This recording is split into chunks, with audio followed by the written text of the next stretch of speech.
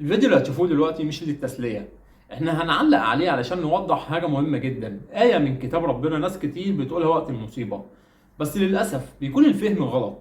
يلا نشوف المشهد ونرجع نفهم سوا المعنى الصحيح للآية.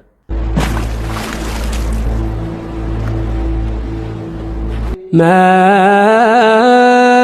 أصاب من مصيبة إلا بإذن الله ومن يؤمن بالله يهد قلبه والله بكل شيء عليم. واحد بيتعدى على الناس وبيأذيهم، والمظلوم لما يزعل أو يطلب بحقه بيتقال له اصبر، ده قدر ربنا. ممكن حد من اللي بيشوف الفيديو يقول انت مكبر الموضوع ليه؟ بس لازم تعرف ان لما يكون في آية من كلام ربنا بيتم استخدامها غلط او بتتقال في وقت ممكن تسكت بيها مظلوم، يبقى لا، الموضوع كبير.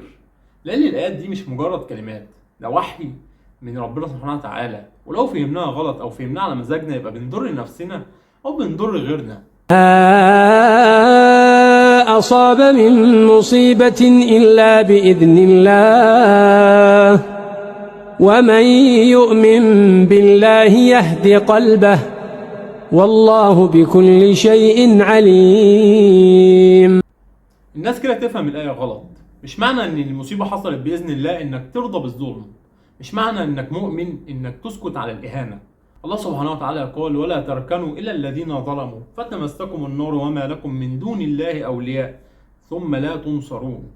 والنبي صلى الله عليه وسلم قال انصر أخاك ظالما أو مظلوما، يعني لو ظالم تمنعه ولو مظلوم تاخد له حقه. والمعنى الصحيح للآية اللي أخونا قالها إن الآية بتكلم القلب وقت المصيبة. اصبر واحتسب وما تخليش قلبك يتوه، بس ما قالش إنك تسكت على الباطل أو إنك ما تطالبش بحقك. النبي صلى الله عليه وسلم لما شاف واحد اتأذى ما قالوش اصبر وخلاص، لأ، كان ياخد له حقه أو كان بيوجه النصيحة للطرفين. وسيدنا عمر بن الخطاب رضي الله عنه كان بيقول متى استعبدتم الناس وقد ولدتهم أمهاتهم أحرارا. خد بالك، في فرق كبير جدا بين انك ترضى بقضاء ربنا سبحانه وتعالى وبين انك تسكت على اللي ظلمك. المؤمن قلبه راضي دايما بس مش ضعيف. لو حد اذاك من حقك ترد الظلم عنك، وربنا سبحانه وتعالى بيحب انك تطلب بيه بس بأدب. مفيش تعارض بين انك ترضى بقضاء ربنا وبين انك تحمي كرامتك وتقول للمسيء اتق الله.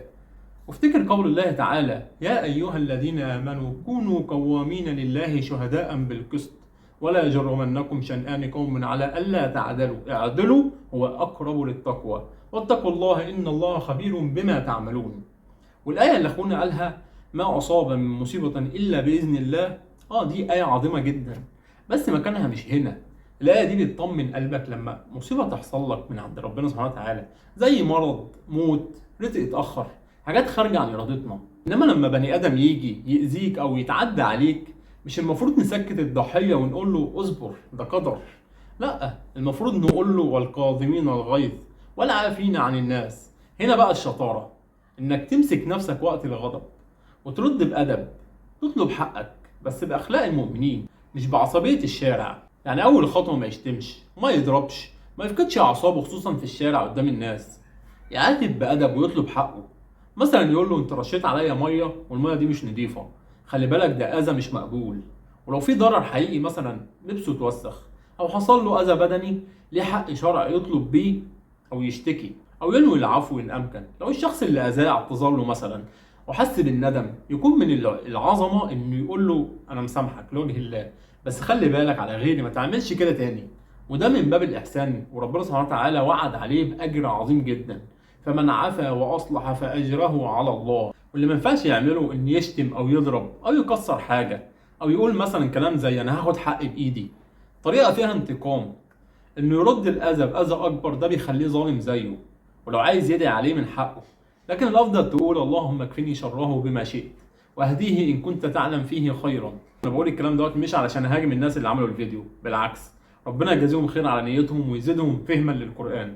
وبدعي لهم ولكل واحد فينا اللهم علمنا بما ينفعنا وانفعنا بما علمتنا وزدنا فهما في دينك ورزقا في قلوبنا ورحمة في دعوتنا. يا رب اجعلنا دايما من اللي يسمعوا القول فيتبعوا أحسنه، ومن اللي بينصحوا بحب ويردوا الخطأ بعلم ورفق.